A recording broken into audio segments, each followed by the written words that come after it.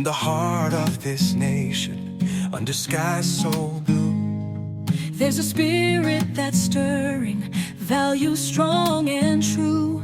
From the mountains to the prairies, from the cities to the sea, we stand for liberty, for faith and family. We're diving deep into the heart of what we believe.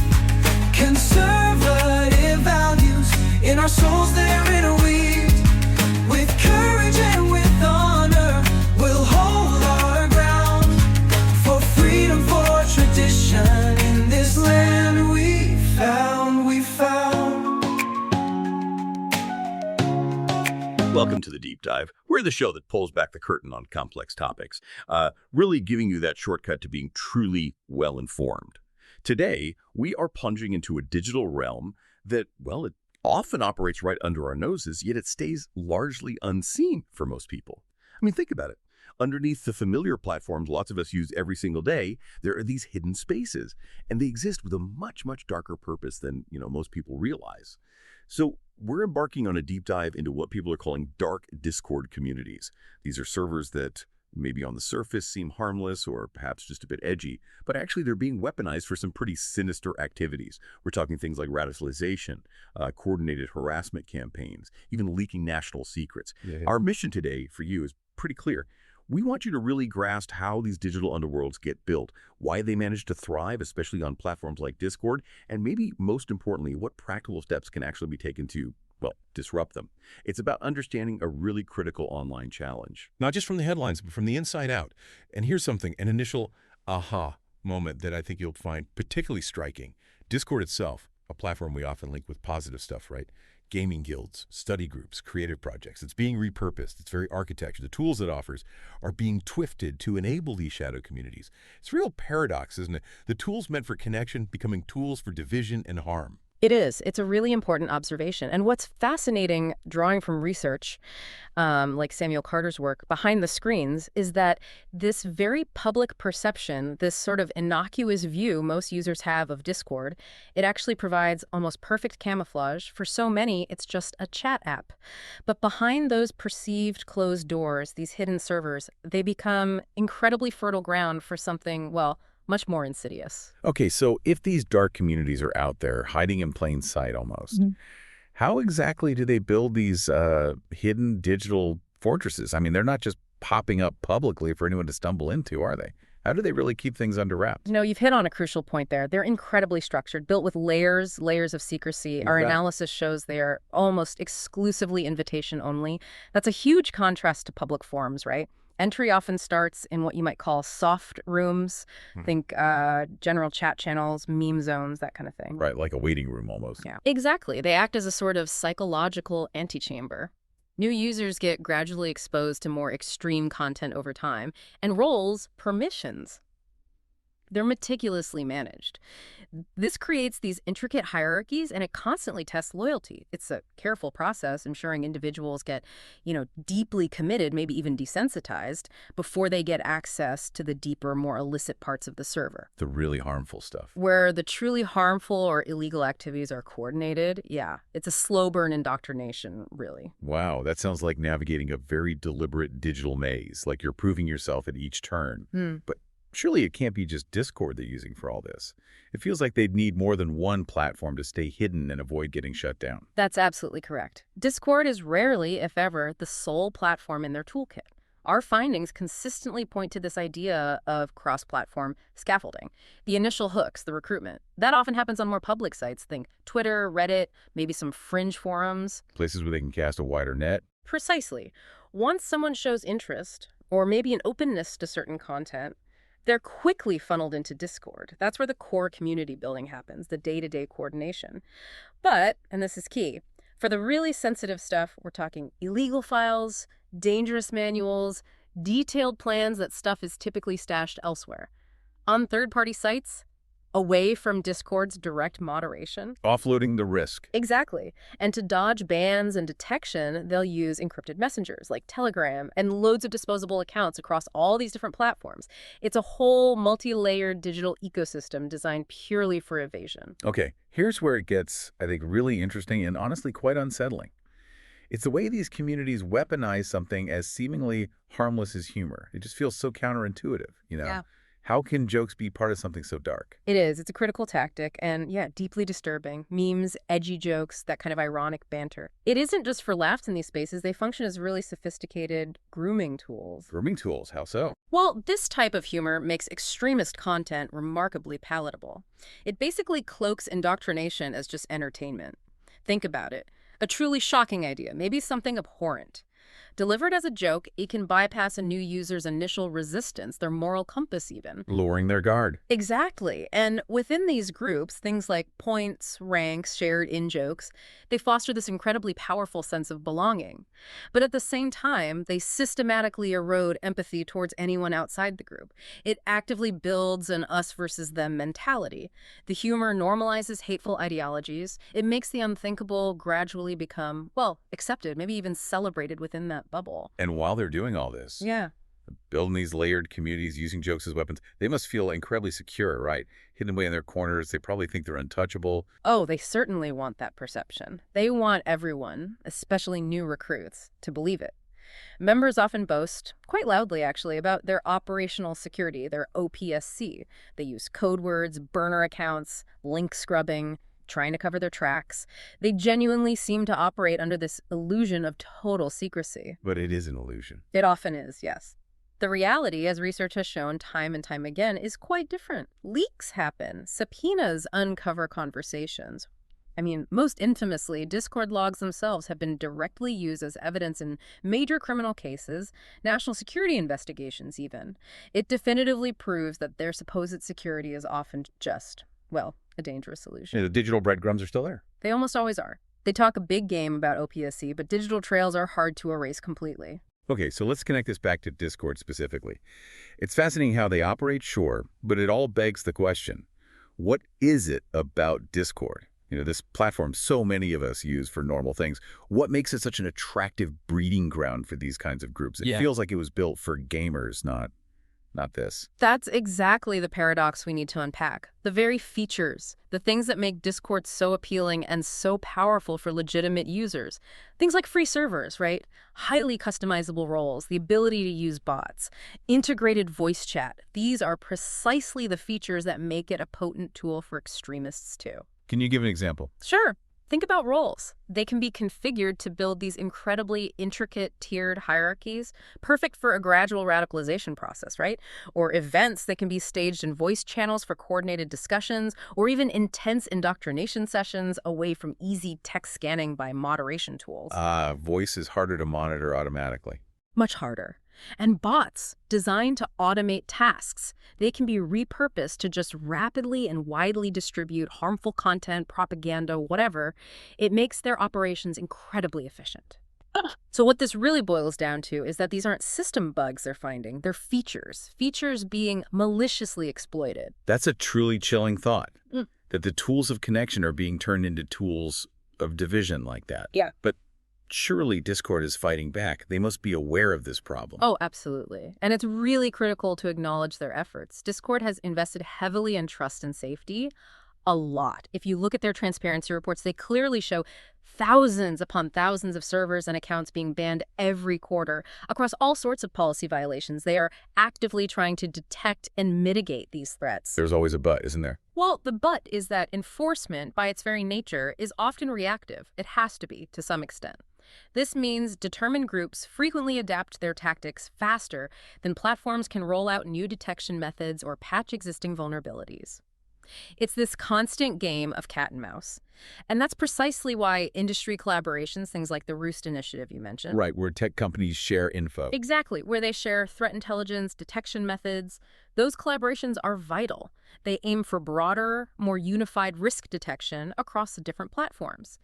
Because, and this is crucial, this isn't just a Discord issue, it's a multi-platform problem requiring a multifaceted response. So platform safety is basically a perpetual arms race. That's a good way to put it, yeah. It certainly makes sense. Bad actors constantly trying to stay one step ahead. Okay, let's shift focus a bit to the human element here. How do people actually get pulled into these communities?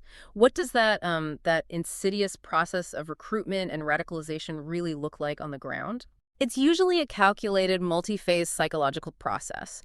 It often starts with what you could call low-bar entry, Meaning? meaning it seems innocent, casual memes, maybe general free speech talk, stuff designed to lure in users who might feel a bit disenfranchised or curious or maybe just looking for a place to belong. It doesn't scream extremism right away. Then comes the next phase, grooming and escalation. This is where conversations deliberately get moved into private DMs, into hidden channels within the server. Getting them away from prying eyes. Right, and introducing more extreme ideologies step by step, building trust, creating isolation. Then the final phase, you could call it cognitive capture. This involves just constant repetition of us versus them narratives, demands for users to do their own pseudo-research, basically finding biased sources to prove these narratives. It creates this kind of psychological entrapment. But here's a crucial insight from the research, something often overlooked. Individuals often self-select into these spaces. Meaning they're actively looking for it, not just stumbling in or being pushed by algorithms. Algorithms can play a role, sure, but they aren't the sole driver. The underlying demand, that hunger for belonging, for purpose, maybe an outlet for grievance that remains the primary fuel, people are often seeking something that these groups appear to offer. That insight about self-selection. Yeah. It really shifts the perspective, doesn't it? It's not just about what's pushed at you, but what individuals are actively seeking out. Okay, but this isn't just about toxic words online, is it? What are the actual tangible harms that extend beyond this screen? No, definitely not. The harms go far beyond just rhetoric. These communities coordinate severe, real-world harassment campaigns. Things like doxing. Revealing private information online. Exactly. Maliciously revealing someone's address, phone number, family details, and swatting, calling in false emergency reports to get armed police sent to a victim's home. Incredibly dangerous. They also become hubs for exchanging illegal files and manuals, sometimes on topics as dangerous as bomb-making or acquiring weapons. And as we've seen in several high-profile cases, these platforms have even been used to leak classified government information. Yeah. Creating risks that impact national security, individual safety, on a global scale, potentially. The core insight here is that the digital shadows, they cast very real, very dangerous consequences in the physical world. Those are incredibly serious consequences. So for those of us listening, maybe observing things online or perhaps concerned about friends, family, maybe people in our wider communities, Yeah. what are the warning signs? What are the risks we should be aware of? What might signal someone is getting caught up in this? Right. And it's vital to stress these are warning signals, okay? Not definitive proof someone's an extremist, but they absolutely warrant attention and concern. Key behavioral indicators to look out for could include a sudden, really intense immersion in edgy servers or using specific jargon, especially if it seems out of character. A sudden shift in online habits. Exactly. Also, pressure to move conversations quickly to private DMs or maybe off-platform to other apps like Telegram. That can be a significant red flag, often indicating a desire for secrecy. The adoption of new roles or hierarchies within an online group, especially if they come with a sense of secrecy or special status, that's another telling sign. And disturbingly, the normalization of violent memes, especially when they're framed as just jokes. That's a strong indicator of desensitization, maybe potential radicalization starting. It signals a shift in their moral framework, you know? Okay, those are helpful flags. So moving beyond just understanding the problem, what can actually be done? What strategies actually work in disrupting these dark communities and maybe more importantly, preventing their growth? Because honestly, it can feel pretty overwhelming sometimes. It certainly can feel daunting, yeah. But there are practical, actionable steps. For individual users, just setting up some practical guardrails is huge. Simple things. Block direct messages from non-friends in your Discord settings. If you run a server yourself, regularly audit your server permissions. Check your automod settings. Those are the automated tools that can filter harmful content before it even shows up. Being proactive with your own settings. Exactly. And maybe most importantly, if you do encounter harmful content, document it thoroughly. Capture user IDs, message IDs, timestamps, then report it through Discord's official safety hub. The advice we consistently give is document, don't engage. Trying to argue or confront these groups directly, it risks getting you entangled, maybe even facing legal liability yourself. The safest, most effective route is always thorough documentation and reporting to the platform, or if actual crimes are being discussed or threatened, to law enforcement. That's really clear advice. Document, report, don't engage. Now, taking down the servers themselves, that seems like the most obvious fix, right? The digital equivalent of shutting down a problematic shop. But is that truly enough? Does it solve the problem, or does it just, I don't know, push it somewhere else, like whack-a-mole? It's exactly like whack-a-mole sometimes. While server takedowns are incredibly important, absolutely necessary for immediate disruption, our research really indicates they don't address the underlying demand for these spaces. If we only focus on removal, these groups will, just as you said, simply migrate. They'll reconstitute somewhere else, maybe on a different platform, maybe just in a new server. So removal is necessary but not sufficient. Precisely. What we found is that prevention over takedown is the more sustainable long-term strategy. This means things like effective counter-messaging, providing credible alternative voices and mentors, fostering a strong sense of belonging in positive communities. That's crucial for reducing the gravitational pull of extremist groups in the first place. Remember, people often seek these communities because they're looking for something: connection, purpose, an explanation for their grievances. We need to ensure healthy alternatives are more appealing. And this also, critically, highlights the need for that cross-platform mindset we talked about earlier. Right, because they move around. Exactly, because extremists move so fluidly across different apps. Discord, Telegram, obscure forums, and maybe even gaming platforms. Our approach to digital safety or digital guardianship has to be multi-layered. Locking down Discord while leaving, say, Telegram wide open, it solves very little in the grand scheme. Reports from organizations like Tech Against Terrorism consistently show this cross-platform reality. They map out how these groups operate across this interconnected digital ecosystem. So it requires a much broader view than just focusing on one app. Okay. For people who want to learn more than maybe journalists, policymakers, or just, curious individuals, what's the ethical way to research these communities? How can you learn without accidentally helping them or putting yourself at risk? It seems like a really fine line to walk. It absolutely is a fine line, and a really important question. The ethical path, the safe path, is strictly through what we call open source intelligence, or OSINT. Meaning publicly available information. Exactly, relying on publicly available policy reports from think tanks, transparency data published by the platforms themselves, court records, which are often public, peer-reviewed academic studies. It's crucial, absolutely crucial, to stress that you should never try to infiltrate or publicize live, active servers. Why not? What's the risk there? Several risks. You could inadvertently give them publicity, which they often crave. You might provide them with fresh targets if you discuss your findings inappropriately. Or, worst case, you could even accidentally help recruit new members just by drawing attention to them. There are reputable guides out there. Organizations like the Institute for Strategic Dialogue, ISD, they offer really in-depth analyses.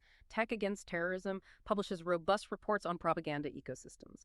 Academic research maps out hate clusters and recruitment tactics. And the platform's own transparency hubs, like Discord's safety reports, offer valuable data. The key takeaway is learn from a distance. Use verified, public information. Don't go undercover. Right. Responsible research using open sources. Got it.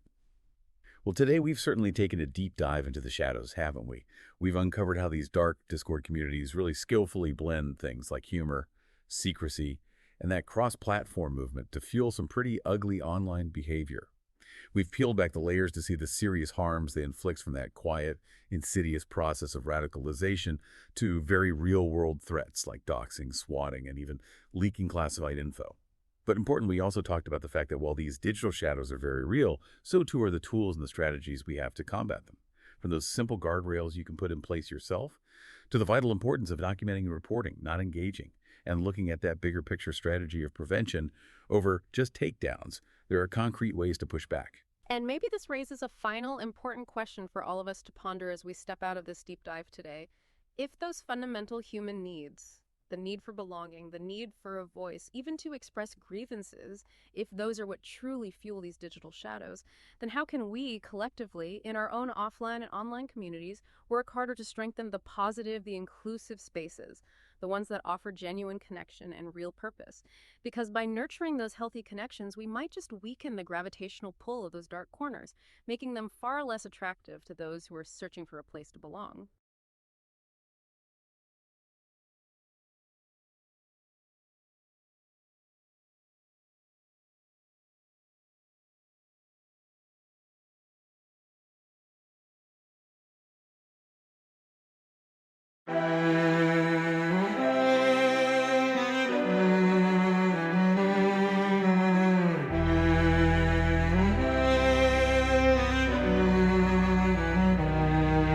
In the heart of this nation.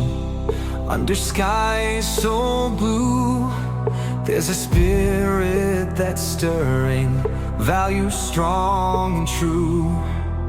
From the mountains to the prairies, from the cities to the sea, we stand for liberty, for faith and family. We're diving deep into the heart of what we believe. Conservative values in our souls, they're interweaved. With courage and with honor, we'll hold our ground for freedom, for tradition, in this land we found. We cherish our Constitution, the words that set us free, the right to bear arms, to speak and to agree.